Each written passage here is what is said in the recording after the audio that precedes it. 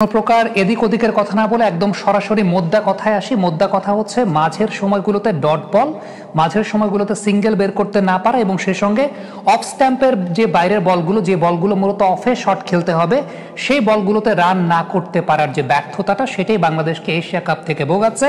এই ম্যাচও একদম স্পষ্টভাবে দৃশ্যমান। আমি একেবারে শুরুতে জাকের আলী অনেকের আউটটা নিয়ে কথা বলতে চাই। যে আউটটা তিনি হয়েছেন এটা পুল করার বল না, এটা কাট কিংবা আপার কাট করার বল কিংবা জোরের সঙ্গে স্ল্যাশ করে ব্যাকওয়ার্ড পয়েন্ট দিয়ে বের করে দেওয়ার বল।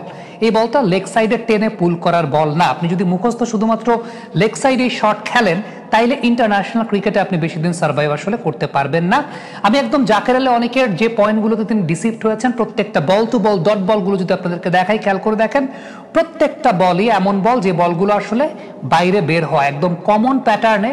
অফ স্ট্যাম্পের বাইরে যদি লাইনে থাকে সেটা অফ স্ট্যাম্পের বাইরে বের হচ্ছে, যেগুলো আপনাকে অফ সাইডে স্কোয়ার ড্রাইভ করতে হবে অথবা কাট করতে হবে অথবা ড্রাইভ করতে হবে অফ সাইডে, সেই ধরনের বলগুলো, অথবা ওয়াইড আউটসাইড অফ স্ট্যাম্প যে বলগুলো, যেগুলো আসলে আপনাকে অফ সাইডে কাভার, এক্সট্রা কাভার কিংবা ব্যাকওয়ার্ড পয়েন্ট ওই সমস্ত অঞ্চলে শট খেলতে হবে, সে সমস্ত অঞ্চলের বলগুলোতেই জাকের আলী অনেক বারবার ডিসিপ্ট হয়েছেন। এবং তার এই ডিসিপ্ট হওয়াটা এটা নতুন কোনো কিছু না। তার ইন্টারন্যাশনাল ক্রিকেটের আগে বিপিএলে যে বছরটাতে তিনি খুব ভালো ব্যাটিং করেছিলেন, সেই বছরটাতেও ফাইনাল ম্যাচে তামিম ইকবাল ফরচুন বরিশালের ক্যাপ্টেন ছিলেন, তিনি কিন্তু ওবেদ ম্যাককয়কে দিয়ে জাকের আলী অনেকেই ওয়াইড আউটসাইড অফ স্ট্যাম্প এই জোনটাতে বারবার ডিসিপ্ট করার, তখনই বিষয়টাকে এক্সপোজ করে দিয়েছিলেন। এবং ইন্টারন্যাশনাল ক্রিকেট যত বেশি জাকের আলী অনেক খেলছেন, তার এগেনস্টে অপোনেন্ট টিমের বোলাররা এই স্ট্র্যাটেজি আসলে অবলম্বন করছেন অফ স্ট্যাম্পের বাইরে। এখন অ্যাজ অ্যান ইন্টারন্যাশনাল ক্রিকেটার আপনার কমিটমেন্টের জায়গাটা খুব গুরুত্বপূর্ণ। হ্যাঁ, আপনি ডোমেস্টিক ক্রিকেটে একটা বেশ ভালো ব্যাটিং করে আপনি এই পর্যায়ে এসেছেন,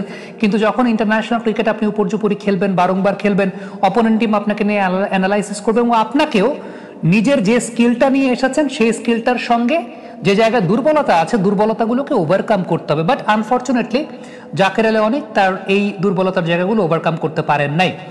এবার আমি তাওহিদ হৃদয়কে নিয়ে আলোচনা করি।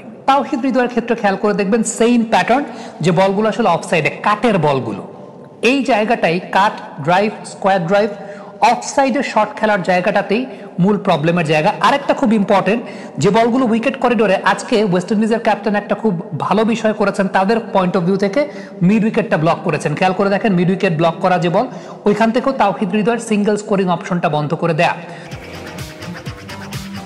বাবা, এত এনার্জি কই পাও? এই পাওয়ার চুমুকে অ্যাকশন। সো তাওহিদ হৃদয়ের ক্ষেত্রে যে বিষয়টা উল্লেখযোগ্য সেটা হচ্ছে তার কমন সিঙ্গেল স্কোরিং জোনটা মিড উইকেট অঞ্চল, ওই অঞ্চলটা যদি আপনি ব্লক করে দেন সিঙ্গেল নেগোশিয়েট করতে পারেন না।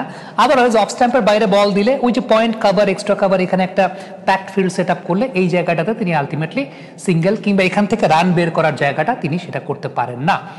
এবং টু বি ভেরি স্পেসিফিক, যে একটা সময় তাওহিদের গো অন শট ছিল সুইপ শট, এখন সুইপ শটেও প্রোডাক্টিভিটি খুব বেশি জেনারেট করতে পারছেন না, হুইপ শটেও খুব বেশি প্রোডাক্টিভিটি জেনারেট করতে পারছেন না। আর অফ স্ট্যাম্পের বাইরে যখন বল দেওয়া হবে, যেই বলের যে মেরিট অফ সাইডে শট খেলতে হবে, ওই জায়গাটা করতে পারেন নাই।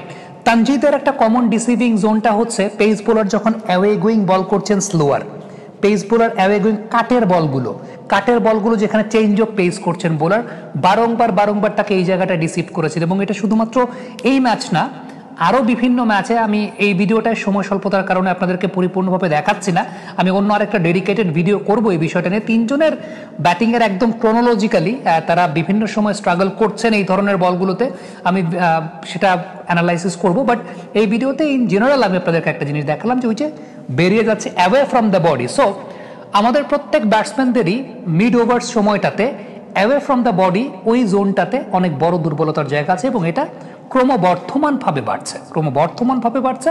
এবং এই কারণেই আপনি এই ধরনের উইকেটে 150 চেস করতে পারবেন না ইন্টারন্যাশনাল ক্রিকেটে। This is very much disappointing, very disappointing.